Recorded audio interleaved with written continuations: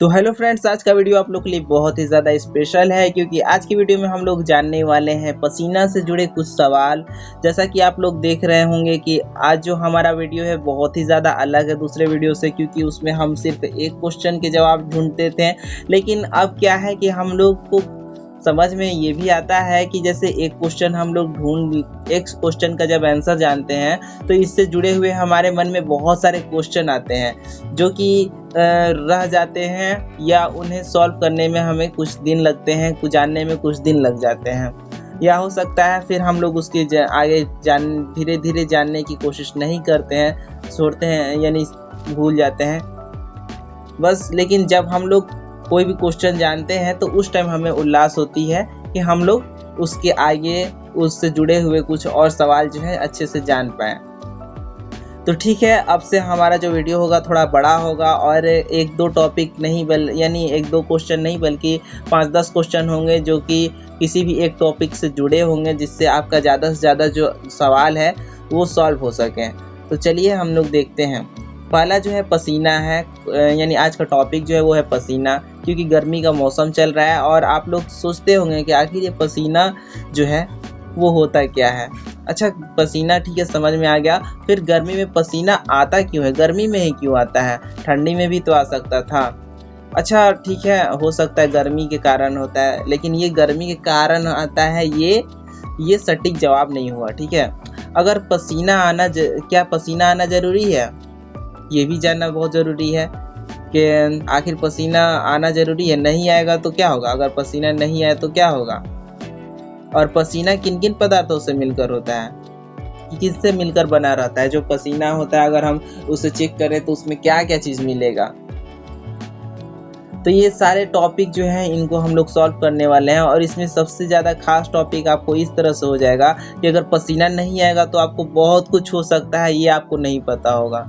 तो इसलिए इस वीडियो को लास्ट तक देखते रहना ताकि आपको समझ में आए कि अगर पसीना ना हो तो आपको क्या क्या हो जाएगा। अगर पसीना जो आपके बॉडी से निकल रहा तो वो सिर्फ पानी है या उसमें और कुछ भी है। तो इन सारे सवाल का जवाब हम लोग देखेंगे आज और इसी वीडियो में। ठीक है, चलिए वीडियो को स्टार्ट करते हैं।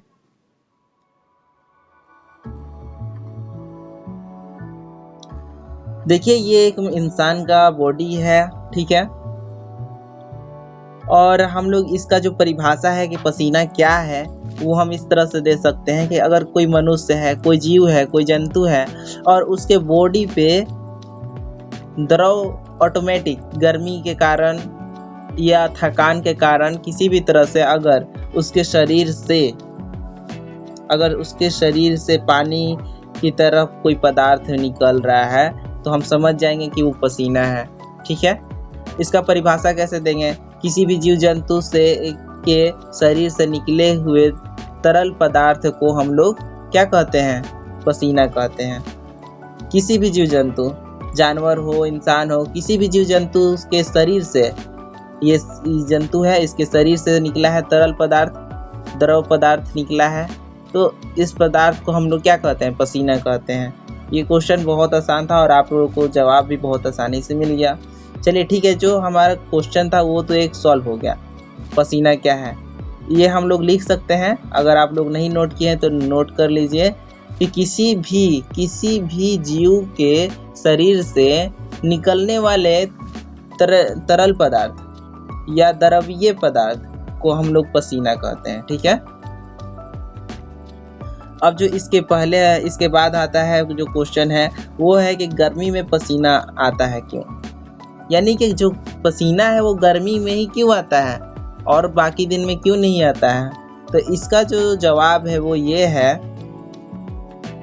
पहले हम लोग देख लेते हैं कि पसीना को हम लोग कहते क्या है। तो पसीना को हम लोग देखिए यहाँ पे लिखा हुआ है, पसीना को हम स्वेट भी कहते हैं, यानी किताब में आपको ज़्यादातर स्वेट मिलेगा, क्वेश्चन वगैरह में आपको स्वेट मिलेगा। ठीक है, पसीना कम यूज़ होता है लेकिन बोलचाल में ज़्यादा पसीना ही यूज़ होता है, किताबी भाषा में तो वो सब में स्वेट यूज होता है। ठीक है, तो देखिए स्वेट यानी कि क्या है, पसीना। स्वेट मतलब पसीना। पसीना एक प्राकृतिक प्रक्रिया है। ठीक है, ये जो पसीना है जो आता है, पसीना आना, यह एक प्राकृतिक प्रक्रिया है, ठीक है।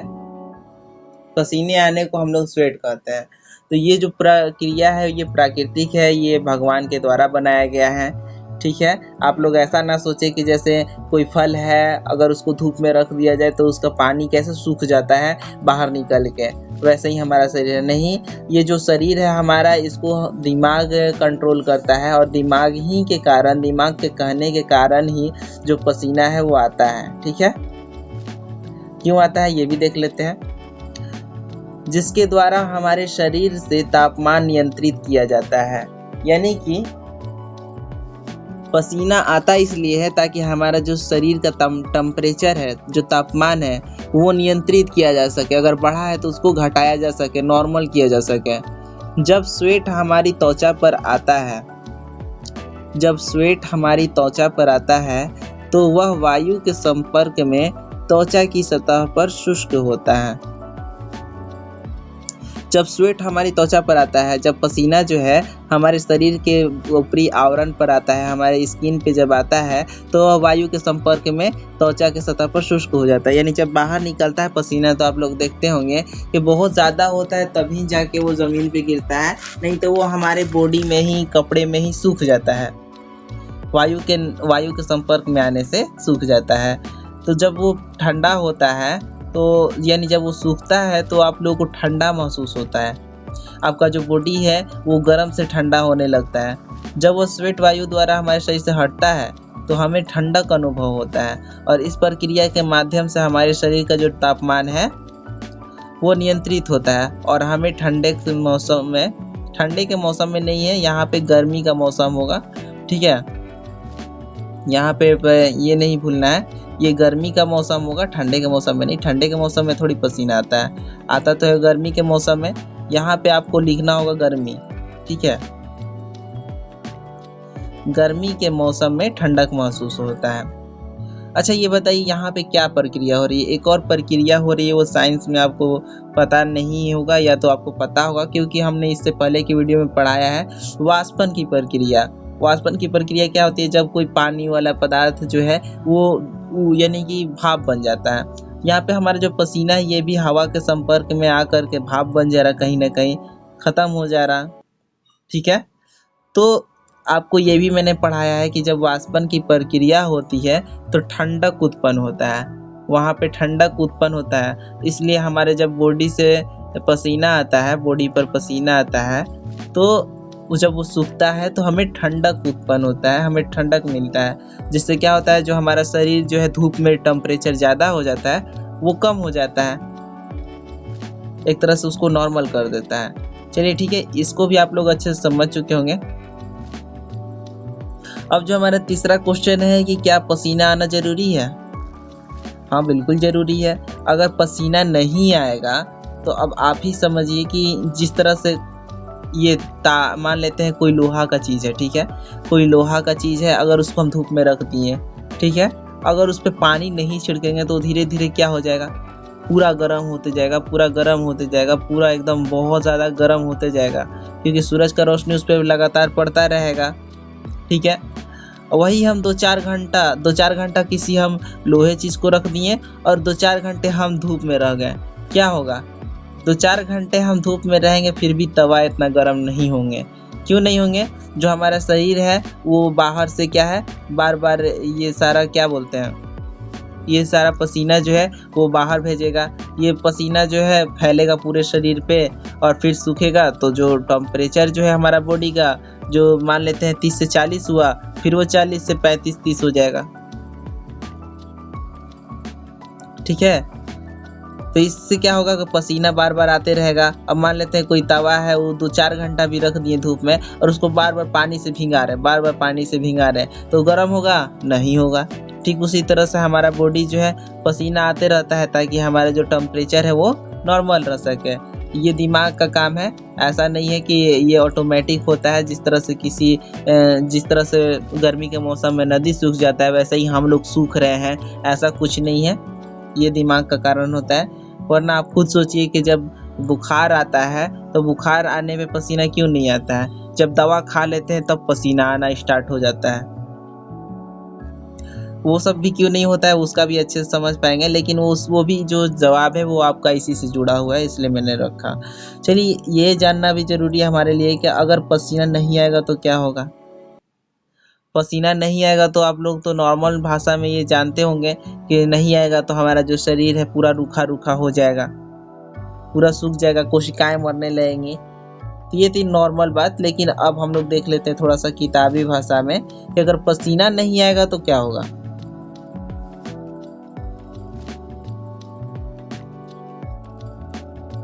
हाँ देखिए, पसीना अगर नहीं आए तो क्या हो सकता है, आपको हम बता देते हैं।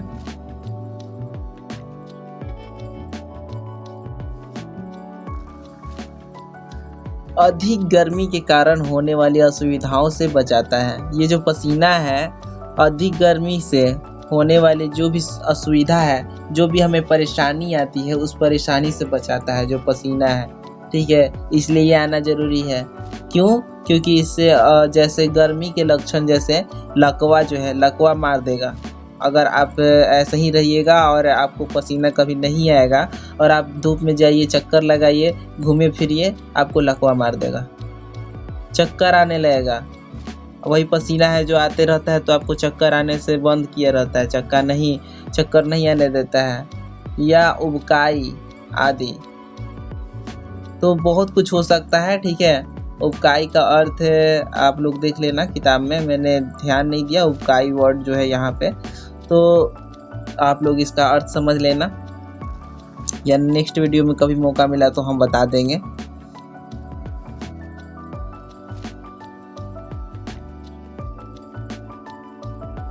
अब जो हमारा क्वेश्चन है, नेक्स्ट क्वेश्चन, वो ये है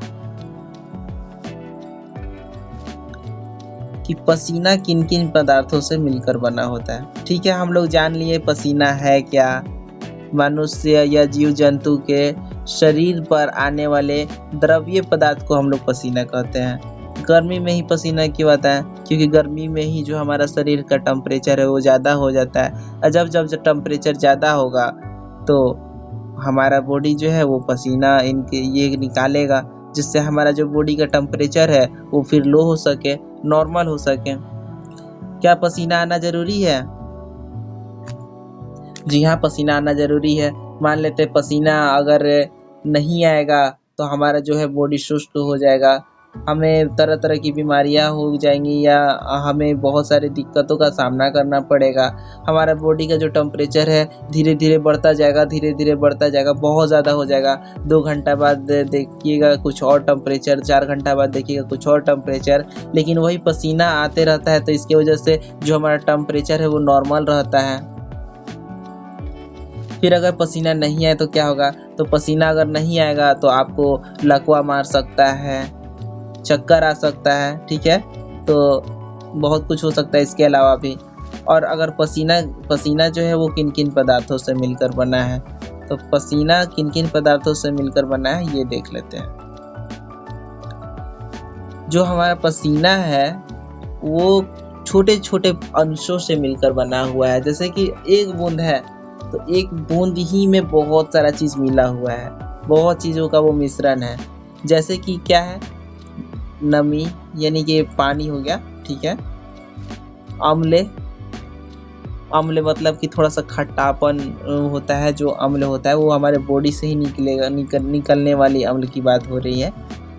गंधक, यूरिया मतलब पेशाब होता है। तो कहीं ना कहीं मान लेते हैं, जैसे कि आप लोग को पता नहीं होगा कि किडनी के मरीज जो होते हैं, जिनको डायलिसिस होता है, उनको पेशाब जल्दी होता नहीं है, तो ज़्यादातर कई थेरेपी वाले जो हैं उनको पसीना की तरफ से बाहर से निकालते हैं। ठीक है, पसीना के माध्यम से उनको ज़्यादा मेहनत करवाते हैं, ज़्यादा काम करवाते हैं, जिससे उनका जो यूरिया है वो भी बाहर निकल जाए, या तो डायलिसिस की प्रक्रिया से वो निकाल लेते हैं। ठीक है, लैक्टेट, मिनरल्स मतलब मिनरल्स और आदि, यानी इसके अलावा भी, यानी जो प्रोटीन वगैरह है उन सब के अलावा भी बहुत कुछ का पसीना में मिश्रण होता है। समझ लीजिए कि एक बूंद जो पसीना है उसमें बहुत सारा चीज़ मिला हुआ है, जो नॉर्मली आपको मैंने बता दिया, नमी, अम्ल, गंधक, यूरिया, लैक्टेट, मिनरल्स आदि। ठीक है, इतना भी आप आंसर दे दोगे आपको पूरा मार्क्स मिल जाएगा।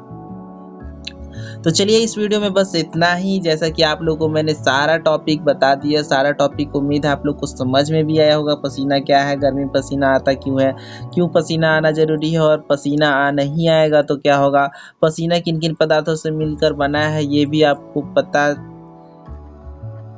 चल चुका है। तो चलिए ये जो हमारा वीडियो है ये ख़त्म हो चुका है यहाँ पे। अब मिलते हैं नेक्स्ट वीडियो में, तब तक के लिए धन्यवाद। अगर आपको यह वीडियो अच्छा लगा हो तो प्लीज़ इस वीडियो को लाइक कर देना, मेरे चैनल को सब्सक्राइब कर देना, क्योंकि भाई लोग यानी 1000 पर एक बंदा जो है वो चैनल सब्सक्राइब कर रहा है। तो ऐसा मत कीजिए, प्लीज़ मेरा सपोर्ट कीजिए, मेरे चैनल को सपोर्ट कीजिए, सब्सक्राइब कीजिए, ताकि मुझे भी काम करने में, आपके साथ वीडियो बनाने में अच्छा लगे, ताकि मैं अच्छे से अच्छे वीडियो बनाने की कोशिश करूँ। तो फिर मिलते हैं नेक्स्ट वीडियो में, तब तक के लिए धन्यवाद। Peter Pan, that's what they call me. I promise that you